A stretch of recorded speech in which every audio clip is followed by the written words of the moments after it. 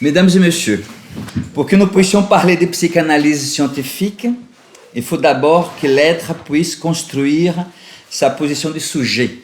Cela est possible à la sortie d'une psychanalyse. Cela est logiquement impossible dans une discipline prise dans une lecture imaginaire de l'être, de son corps et même de son organisme.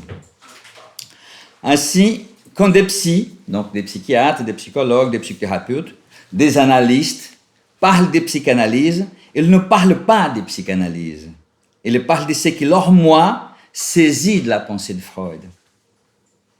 De même quand des personnes respectées et respectables, comme le philosophe Michel Onfray, l'épistémologue Francis Wolff ou le neurologue Lionel Nakache, parlent de psychanalyse, d'inconscient ou de la prise en charge des autistes. Ils ne parlent pas de psychanalyse, ils parlent de ce qu'ils interprètent être la psychanalyse. Qui a l'autorité de parler de psychanalyse, c'est un psychanalysant. Pour quelle raison? Parce qu'il a vécu la navigation de l'entrée jusqu'à la sortie des psychanalyses, qu'il a investi de temps, de l'argent, de déplacement et de la parole dite librement pour construire sa position de sujet. Sont ces marqueurs fondamentaux, et je vise ici les médecins en général et les neuroradiologues en particulier, il est impossible de dire ce qu'est une psychanalyse. À la réception de l'invitation de Madame Nemraoui et de Monsieur Pochez et Julien, je me suis acheté plus d'une dizaine de livres parmi les plus récents des neurosciences. Je vous rappelle que je suis d'une époque où on lisait neurosciences au cognitivisme à partir de Wundt et à partir de Skinner. Donc, à un moment donné, je ne trouvais pas mon compte, j'ai abandonné ça, j'ai pris le chemin de la psychanalyse, chemin que je mène encore aujourd'hui. Donc, il fallait que je puisse m'actualiser. Donc, j'ai acheté une dizaine de livres, parmi les plus récents. Confinement aidant, je les tous étudiés. J'ai pensé en finir avec cette corvée quand j'apprends l'existence des livres de M. Wolff et Nakache. Des ouvrages fondamentaux que je l'ai donc étudiés également. Pour faire court, tous les auteurs qui ont essayé de cerner soit la psychanalyse, soit l'inconscient, soit l'Édipe, finissent par s'y casser les dents. Un monsieur, Frank Ramu, ingénieur et chercheur en cognitivisme, donne une interview sur les neurosciences et commence à parler de la psychanalyse en affirmant qu'il n'a pas de polémique avec elle. Vous avez entendu mon lapsus, ce n'est pas ça qu'il a dit. Hein? Il n'y a pas de polémique avec la psychanalyse. Et pourtant, pendant plus d'une minute, il décrira une psychanalyse qui ne correspond pas à mes 40 ans d'expérience en tant que psychanalysant. Parce que c'est de cette position que je vous parle, en tant que psychanalysant, bien évidemment. Un psychanalyste ne parle pas, il se tait. Il m'a paru bien embrouillé pour parler d'une discipline que, de toute évidence, il ne fréquente pas. Ce qui ne l'empêche pas de donner ses impressions sur ce qu'est la psychanalyse et son champ de recherche des cliniques. Francis Wolff a des difficultés à dire ce qu'est la psychanalyse. Et à la page 296 de son livre, un amas de lettres tombe de sa plume. Ça donne Pmisya, donc P-M-I-S-Y-A-R. Quand il s'aventure à émettre son avis sur les psychanalystes, la psychose, la mère et les troubles neurodéveloppementaux. Lionel Nakache décline le mot inconscient ou ses dérivés à chaque page de son livre, pour témoigner en fin du document qu'il n'est ni analysant ni analyste.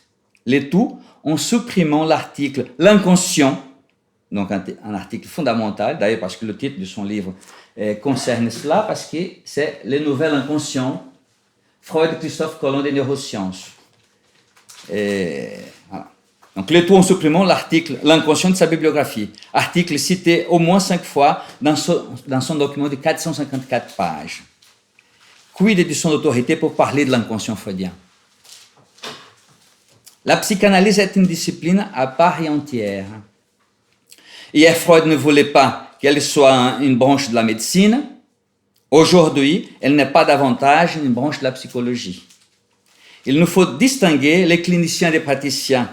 ceux qui bravent la tempête clinique et ceux qui barbotent dans les baignoires pleines de mousse et où ils ne courent pas le risque du désir, de la parole, de la frustration de l'échec et de la mort. Les cerveaux n'interprètent pas, ils fonctionnent comme n'importe quel organe de l'organisme. N'importe quel organe de l'organisme. Donc les cerveaux n'interprètent pas, ils fonctionnent ou ils ne fonctionnent pas. Et quand ils ne fonctionnent pas, il faut une intervention médicale et non une interprétation psychanalytique. Qui interprète, habituellement de travers, c'est le moi. L'autre non barré interprète aussi, mais très souvent de manière méchante. Entre cerveau et les instances psychiques, moi, ça, sur moi, et les organisations intramoïques, la résistance du surmoi et l'autre non barré, il y a un monde. Ce monde, je le représente avec le symbole mathématique, l'ensemble vide. Vous vous souvenez, n'est-ce pas, des accolades. Il y a un espace au milieu. Dans ces signes, le vide est entouré par une paire d'accolades. J'ai envie de faire science avec des accolades, moi. Il faut du désir, de l'amour pour faire science. Faire science sans odeur de la clinique, c'est sacrifier l'être qui justifie notre présence ici. Donc l'odeur de la clinique est importante, cette expression, parce que nous allons la retrouver à la fin de mon intervention. Faire science en excluant le désir, l'inconscient structuré comme un langage, c'est vouloir justifier sa peur de désir, voir son incompétence à construire sa propre existence. Pour illustrer ces mondes, voici ma proposition. D'un côté, organisme, les accolades, donc le paire d'accolades, qui représente l'ensemble vide, et de l'autre côté, l'appareil psychique freudo-lacanien. D'accord? Donc vous allez recevoir ça, donc les schémas de l'appareil psychique. Oui, ça ne me dérange pas. Je vous remercie, Alexis. Donc côté organisme, on trouve le cerveau, les maladies organiques, le médecin, qu'il soit neurologue ou chirurgien. Donc il y a les accolades, et ensuite, côté appareil psychique, on trouve les pensées, le corps, le psychanalyste, les psys, leur maladresse et leur incompétence, leur imaginaire. Si nous arrivons à travailler ensemble, le patient sera gagnant. Et nous aussi, car au milieu des accolades, il sera possible au psychanalyste de construire un dispositif pour que l'être associe librement ses pensées qui, telle une comète, apparaissent dans l'ensemble vide et se transforment en paroles bien dites. La preuve est l'existence de l'autre barré, cette fois-ci. Celui-ci n'est pas méchant. Hein? Il castre. C'est très bon pour l'être. La logique de cette opération vise à ce que le malade devienne patient, donc toujours la cartographie de RPH, donc la première colonne, que le malade devienne patient et que le patient devienne psychanalysant et que ces derniers deviennent sujets. C'est comme cela que j'envisage le partenariat avec les médecins. Et ça, c'est possible de faire parce que nous faisons ça depuis 1991 au sein de l'école de RPH. Les pensées naissent dans cet espace vide et apparaissent sous forme de souvenirs, d'images. Quand les pensées sont dissociées du verbe, elles se présentent en tant que signifiants corporels, c'est-à-dire les symptômes corporels ou fonctionnels, comme est dit en médecine. J'introduis les maladies organiques comme expression de l'inconscient qui n'est pas structuré comme un langage, mais qui, grâce au transfert avec le psychanalyste, peut faire en sorte que l'organisme malade, avec l'aide médicale, puisse devenir corps souffrant et qu'ainsi l'être, dans la position de psychanalysant et même du sujet, puisse interpréter sa maladie, son corps.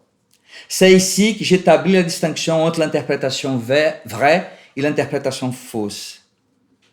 C'est pour ne pas rester dans l'impasse clinique que les psychanalystes proposent aux malades, patients ou psychanalysants, d'associer librement ses pensées. Cette règle d'or vise à construire un pont de chaînes signifiantes, pour être plus explicite, un pont de singe, entre les deux accolades.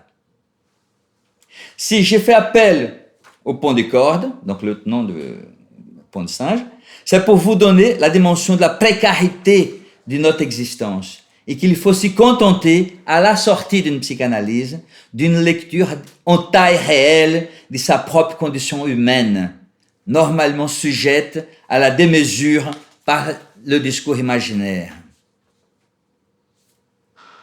Discours imaginaire et avalé par le moi, ce qui justifie la destinée de la grenouille de Monsieur de La Fontaine, à savoir la destruction de l'être ou le malheur d'exister.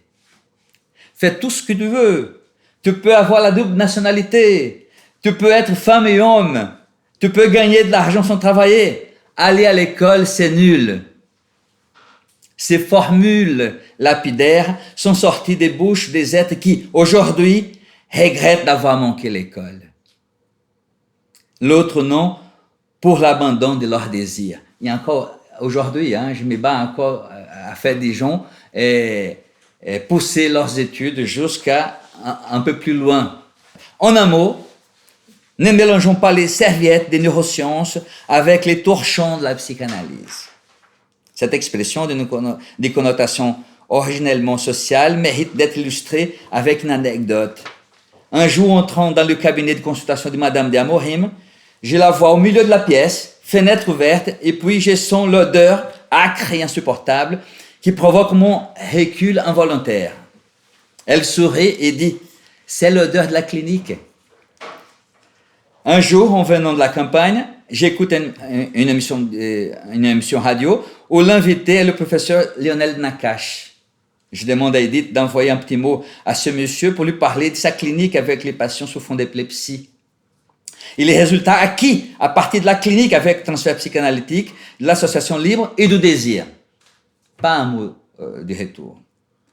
Je pense que les patients de neurologie auraient beaucoup à gagner, ainsi que la neurologie, si les neurologues, si les neuroscientifiques acceptaient de faire partenariat avec des psychanalystes. Je pense à Lucien Mélez, qui a écrit un livre sur l'épilepsie, et je pense à la clinique d'Edith Amorim. Je vous remercie de votre attention.